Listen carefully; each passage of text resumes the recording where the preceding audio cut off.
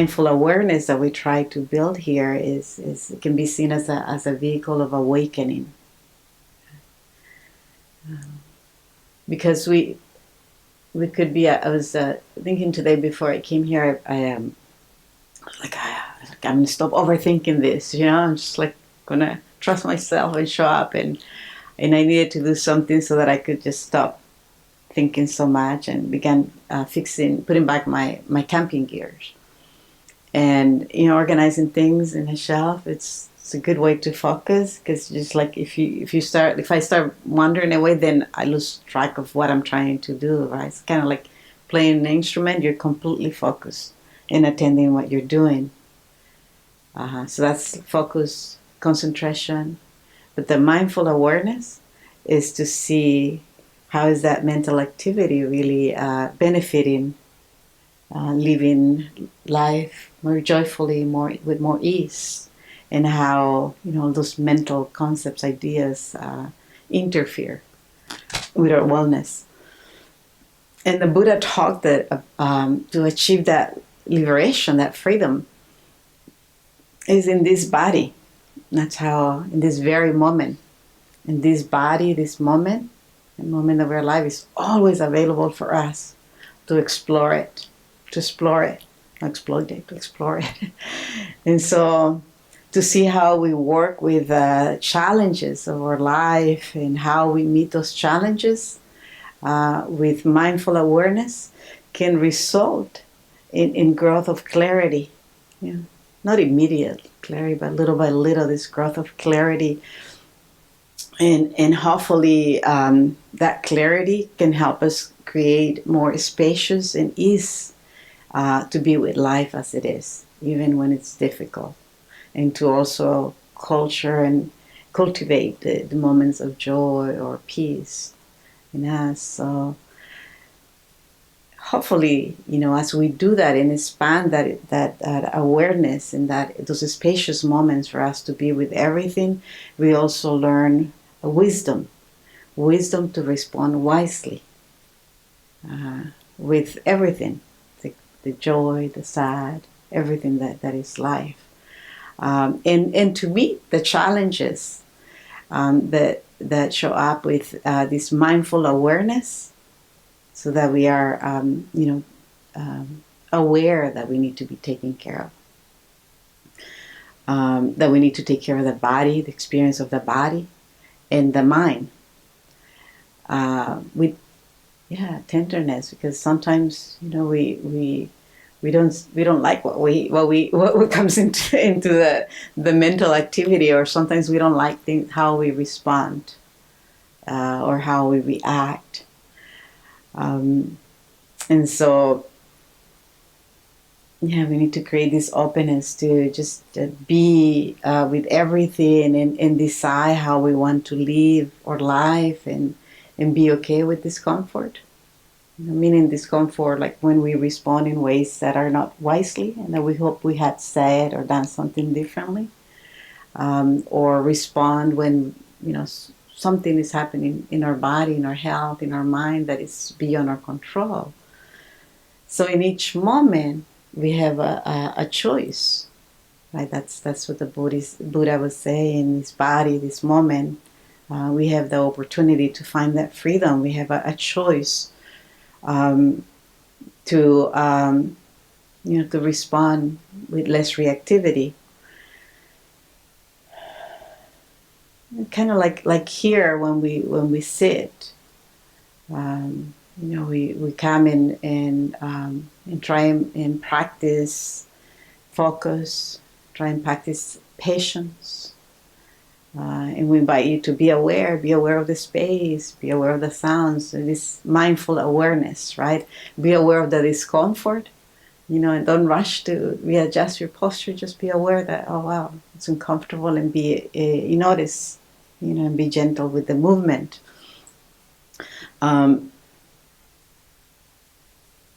So hopefully, as we practice this mindful awareness, we are also practicing loving awareness, and hopefully we create this sense of joy or ease and expand that capacity that I'm talking to, a spacious capacity to hold everything.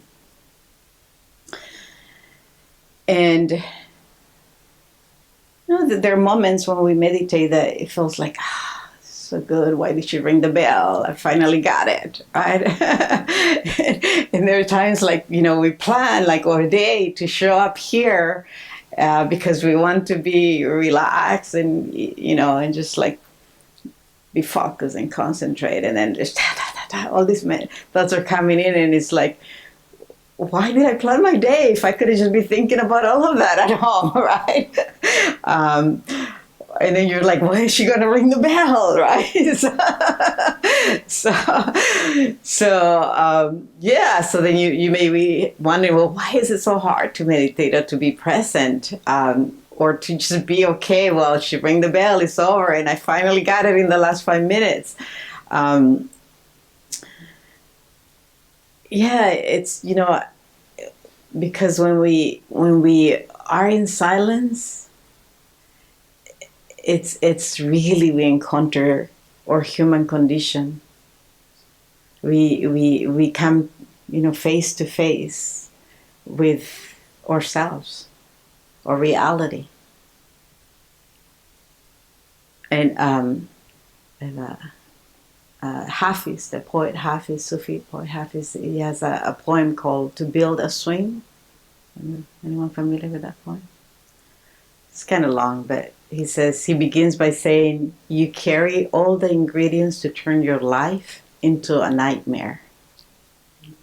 Don't mix them. He says, don't mix those ingredients. And then he goes on, and then he ends and says, you carry all the ingredients to turn your existence into joy. Mix them, mix them, mix them, all of them. And the Buddha pointed out to, you know, the unsatisfactory human condition, this unsatisfaction that we carry all the time. It's just there. We can't escape it. This, you know, it doesn't matter how much we meditate, we're always going to want the bell to ring sooner or not to ring. It depends what's going on in the mind. We're not going to be satisfied. And so the imperfection of the human mind and the body, you know, that imperfection of our body that sometimes becomes sick, ill. And then sometimes we encounter difficult emotions that we wish we didn't have. The imperfection of life that sometimes is difficult just shows up. And so when we sit in silence, when we come and sit here, we see, you know, a lot of the unresolved emotions from the past. Sometimes we notice, you know, the body aging. You know, we're just, you know, we see the pains that we're carrying on existing. And they just become more visible, and you're like, damn, I came here because I wanted to be relaxed, and they're just there. So we become aware of dukkha. Dukkha, the unsatisfaction of the untrained mind. So we have to remember we're coming here to train the mind, to see that, to hold it with care, to hold it with care. To train the mind not to stop worrying, because the mind is really trained since little to worry, to anticipate, to plan, to hoard, like, you know, hoard more camping gears, to hoard all those emotions, all those resentments, to put more money in the saving account, you know. So it's just like, that's what we're trained for. And so we're here, you know, to untrain the mind in that sense, and to train it to focus in cultivating the things that really benefit our well-being, so that we can, you know, sit, relax. But again, the hyperactivity and the wildness of the mind just shows up, right? And as if, it's like you have no control over it, just shows up. But somehow it's also like when we come and sit, and stay still, especially when we do it in a community like this, it's like we're telling the body, the mind is safe. It's safe. You can let all of that come up and see it. And that's why I say, like, it's a break to the community building, because we're creating this space for us to just be with ourselves. So somehow the mind receives that message that is safe to let go. Just repressing all those thoughts, all those emotions that we're carrying, and to just expose them to ourselves. Now, one is develop the mindful awareness, right? So that we know what is passing, what is happening, what we need to work.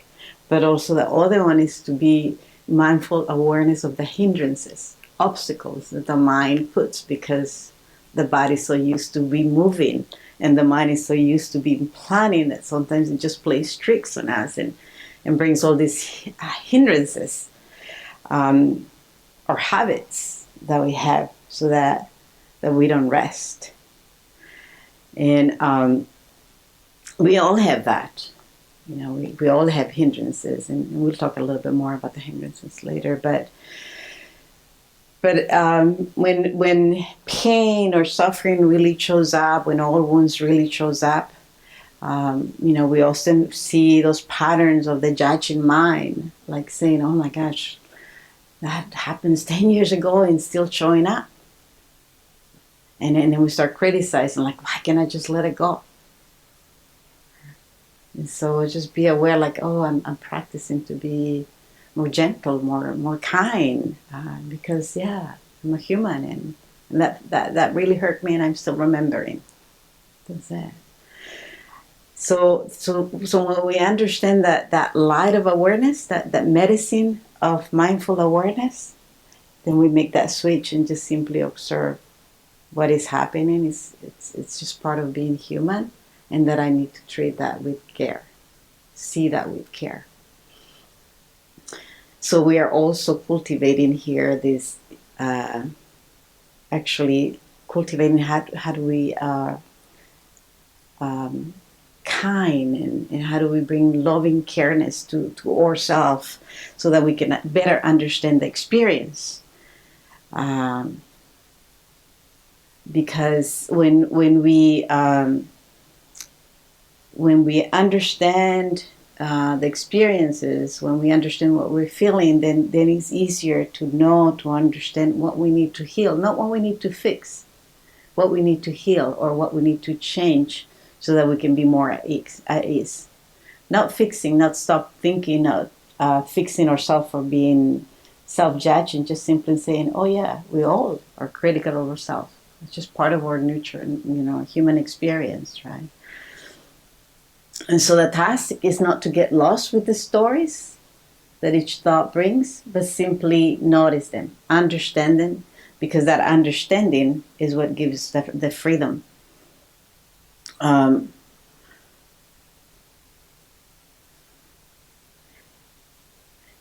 we also want to see that turmoil, that busyness in the mind and in the body, because by knowing that, knowing how we react to that, then knowing how we grasp the ideas, to the memories, to the resentment, or how fear holds us, sometimes,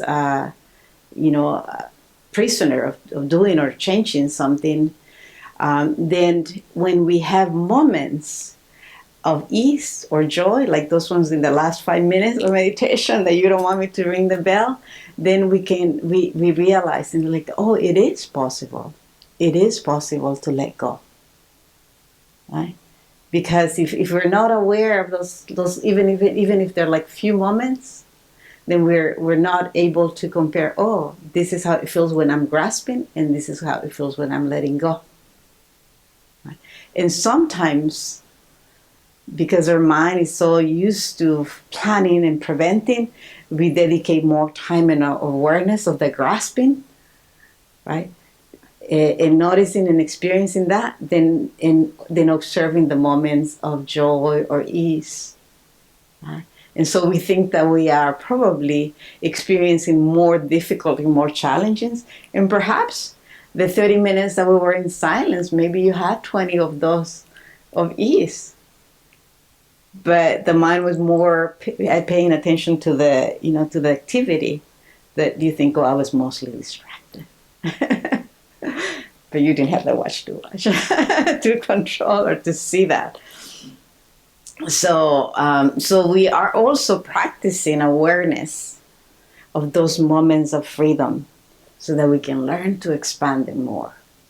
So that we can learn, oh, this is how I feel.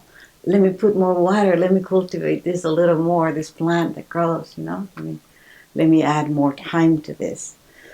So I'm just wondering, during this session, what kind of mental activity did you find that distracted you from the moments of ease? Can someone share? Were you planning, remembering? Yeah? To-do list. You get that in the morning before you get here, right? To-do list, yeah. Yeah. But you didn't get up this morning, so I'm going to go and meditate and think about my to-do list. Yeah. Anybody else?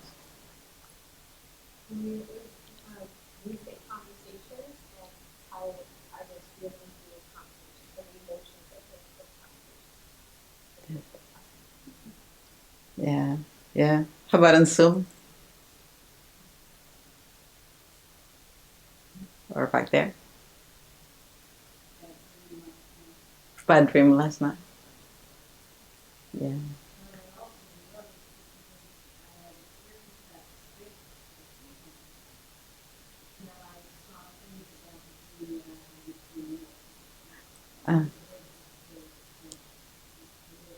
Yeah.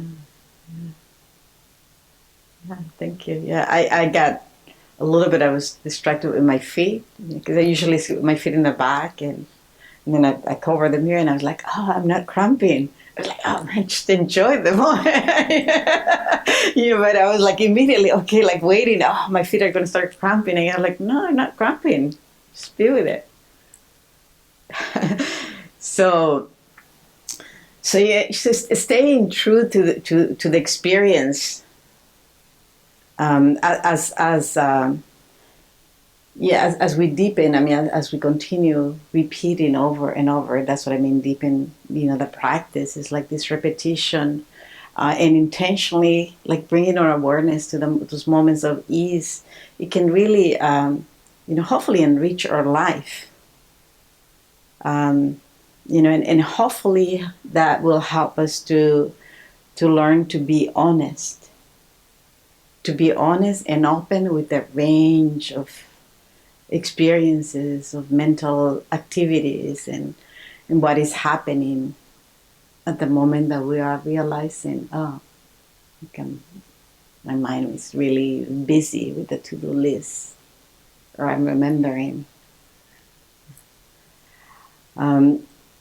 So as we become clear with our lived experiences and how they impact us, or the current experiences that we're having, then we can see, that the usual habits that we have in the mind. We can see, meaning the habits of criticizing, of judging, of wanting more or less. We can see, those hindrances that the Buddha talked about. We all have them, right? And after a while, hopefully, you come to realize that, like, those thoughts, those habits or patterns really are not healthy or helping you. or they become boring. Oh, like, here it comes again. You just have fun with it, and it's like, yeah, here it comes again. Not enough. I'm not enough. And then I turned 60, and like, yeah, and it's been enough to turn 60 or to turn 40, right? But like in my 20s, I didn't think it was enough. So you realize, oh wow, why did I think that it wasn't enough when I was enough? It was good enough what I was doing. And then we began to be more aware that, yeah, those thoughts, those mental activities, they just continue to repeat over and over and over. Over and over. And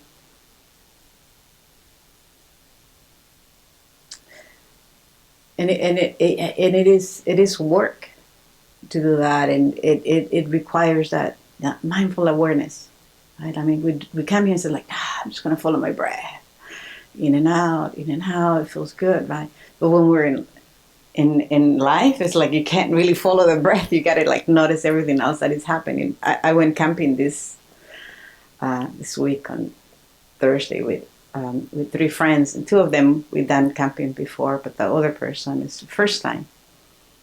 And this person was driving, so I'm sitting in the front. Supposedly, I planned the location, and it was the logistic planner, so I'm sitting in the front, and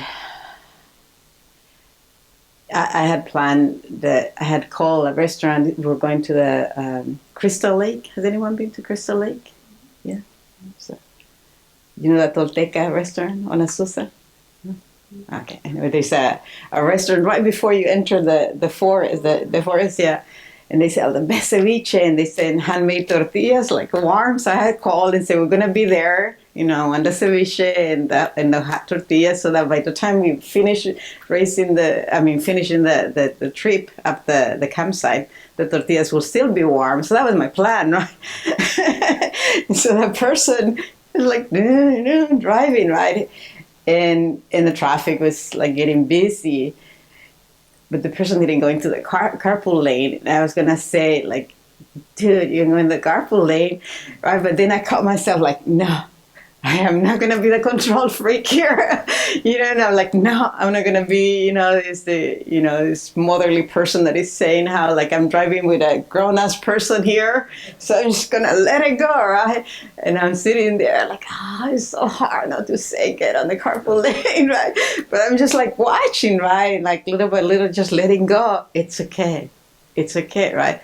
And then the person says, like, I can go in the carpool lane, like, yeah, you can go in the carpool lane. Like, I've been really holding out not to say anything because I don't want to be that annoying passenger that is directing. And so, and then I was like, wow, it's so easy to just let go. And then I realized, like, I don't have to say anything. The GPS is on, and I'm just going to enjoy the ride. But it took me like, 20 minutes to just like let go and be aware that I wanted to direct, right? And then the other example, what time do we finish? 5 or 4:30? Ah, shoot. Okay, that should be great. So the other example is the fire, right? With my other friends, the other place that we go camping, we've never been able to do a fire for just different reasons, fire hazard and all. But this place, that's why I wanted to go there. You could do fire, just a fire pit. So we had a lot of wood, and then we got there and collected more wood, enough for all night, and then for the rest of the day. And the new friend I knew that had some training in the fire department. So, I assigned that person to be the firekeeper. Like, here I am controlling again. And so we're sitting, this full moon, like we're getting this, full bath of the moon, and the fire is so beautiful, and I'm really enjoying, like, this beautiful fire, right? But then my other 2 friends, they just wanted to poke the fire, and like, no, the fire is fine, like, leave it like, and then I realized, oh my God, here I am again. The camping diva, like the control freak, like sitting telling, like, these people just want to have fun with the fire. And I say, okay, I'm just going to shut up again and just be with the fire and the moon, you know. And it was just so beautiful, like, just to let go. But it required that awareness. Like, I'm a control freak when it comes about camping and other things, right? But I like the difference of just like being aware and how hard it was not to taste, so like go in the carpool lane, you know, and like how easy it was, like, hey, leave the fire alone, you know. And even when I said, like, leave the fire alone, I could feel like the gripping, like, you know, that I, like, things were not done the way that I wanted. And then I just kind of let go. That's just that's the quality of the mindful awareness in my camping trip. So, you know, that one aspect of just having that clear awareness allows to simply be true on what's happening, right? So I didn't like criticize myself at that moment. Gee, I'm such a control freak. I just like kind of realized, oh, you know, it took me a while, like, also to realize, oh, yeah, like, you know, I had a schedule, I had a plan, but I could let go of the plan. You know, we still get the tortillas and the ceviche, and we still enjoy it. And also kind of like understanding, well, what was the deal with the fire, right? Like, why I was being so strict about the fire. Just to understand, oh, there is some, you know, concern about safety, actually. Right? It wasn't so much about me being a control freak. There was also some concern about safety. Right? Because I just, you know, I felt like I wanted to protect the forest. I felt like honor that we had this possibility to this fire. Nobody was telling us not to do fire. You know, so there's just kind of like, instead of saying like, I'm such a control freak, or like I can't hold myself, but oh yeah, there's plans, and life doesn't always turn out as we plan. And yes, I am concerned about the fire, not because, you know, I'm a freak, but just because I was concerned about safety, and it's valid. It's valid. It's valid. So that's, you know, that creating the space, the openness to just be with all of it. And that's sort of like creating that the space that we can feel with honesty. Yeah, I am a little controlled, but I can let go, and we're all there for different reasons. I'm used to camping on my own. Yeah, I'm used to doing things my way. But yeah, sure, it's natural. It's natural that I feel discomfort when I let somebody else do things differently.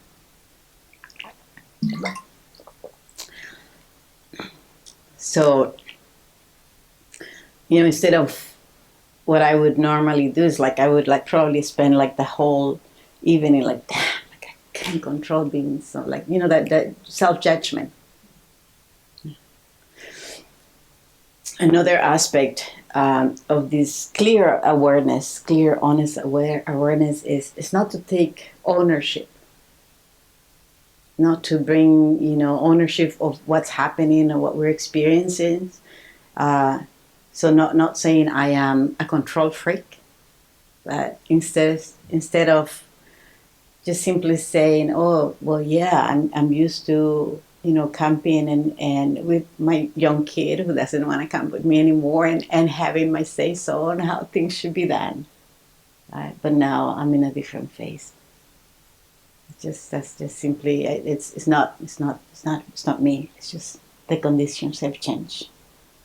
Right? So not taking ownership, because the minute that we take like, I am such a control freak, like it really hurts. Am I making sense?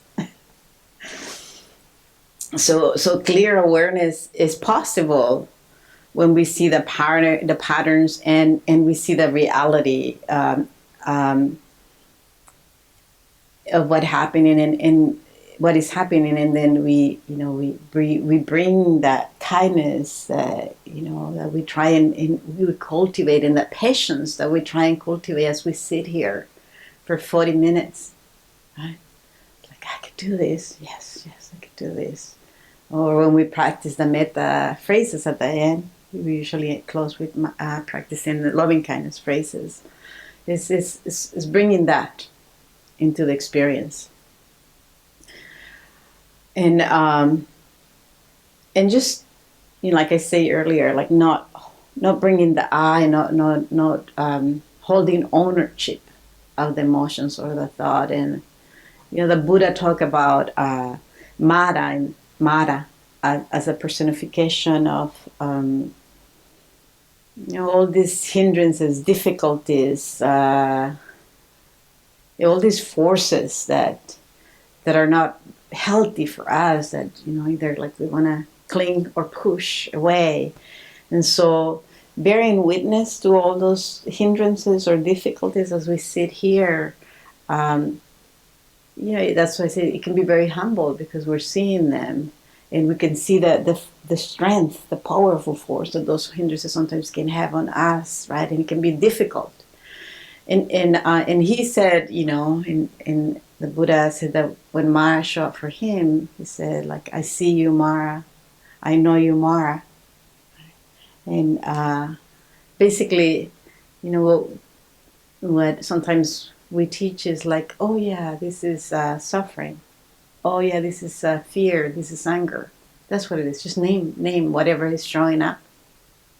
Because by naming whatever is the emotion or the difficulty or the suffering that's showing up, just by naming it, it's like reducing that strength, that force that it wants to drive us into this dark hole, right? This away from the spaciousness of joy. So we name it and say, oh yeah, that's just being, afraid of the fire going out of proportion. It's fear. And that's it. Without going into the story, well, why am I so afraid?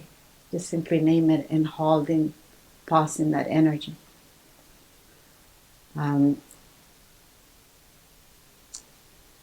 so